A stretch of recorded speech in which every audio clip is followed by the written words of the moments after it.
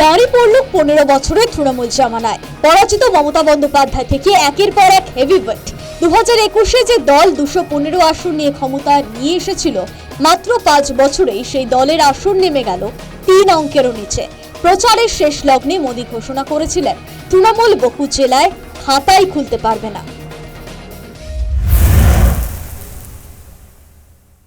यहाँ तो टीएमसी के विधायकों, मंत्रियों, लोकल नेताओं और इनके सिंडिकेट के खिलाफ इतना गुस्सा है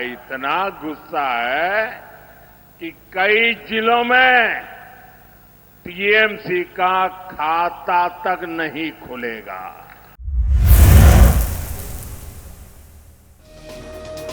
বাস্তবে দেখা গেল তাই হয়েছে। তৃণমূল খাতাই খুলতে পারল না রাজ্যের 9টি জেলায়।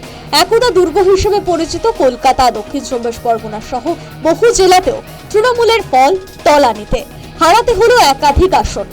2021-এর বিধানসভা নির্বাচনে 48% সামান্য কিছু বেশি ভোট পেয়ে তৃতীয়বার ক্ষমতা দখল করেছিল। বিদায়ী বিধানসভার প্রধান বিরোধী দল বিজেপি পেয়েছিল 38% ভোট। 26-এ সেই ফল উল্টে গেছে। প্রাপ্ত ভোটের নিরিখে 26-এর নির্বাচনে তৃণমূল পেয়েছে 40.80%। সেখানে বিজেপির প্রাপ্ত ভোট 45.84%। 5% ভোট এদিক ওদিক হতেই আসনের বিপুল ফারাক দেখা গেল। তৃণমূল ধুয়ে মুছে সাফ হয়ে গিয়েছে আলিপুরদুয়ার, জলপাইগুড়ি, কালিম্পং, দার্জিলিং, পূর্ব মেদিনীপুর, ঝাড়গ্রাম, পুরুলিয়া, বাঁকুড়া, পশ্চিম বর্ধমান সহ 9 জেলায়। এর মধ্যে 21-এর নির্বাচনে আলিপুরদুয়ার, দার্জিলিংয়ে তৃণমূলের কোনো আসন ছিল না। কালিম্পংয়ে জিতেছিল তৃণমূলের জোট সঙ্গী অনিত থাপার গোর্খা জনমুক্তি মোর্চা। হারিয়েছে ঝাড়গ্রামের 4টি আসনই। জলপাইগুড়িতে 3, পূর্ব মেদিনীপুরে 9, পুরুলিয়ায় 3, বাঁকুড়ায় 4 এবং পশ্চিম বর্ধমানে 6টি আসন ছিল তৃণমূলের। প্রায় সব জেলাতেই ব্যাপক হারে কমেছে তৃণমূলের আসন সংখ্যাও। 21-এর নির্বাচনে উত্তর দিনাজপুরে যেখানে তৃণমূল 7টি আসন পেয়েছিল, এবার সেখানে তা নেমেছে 5-এ। দক্ষিণ দিনাজপুরে ছিল 3, হয়েছে 2।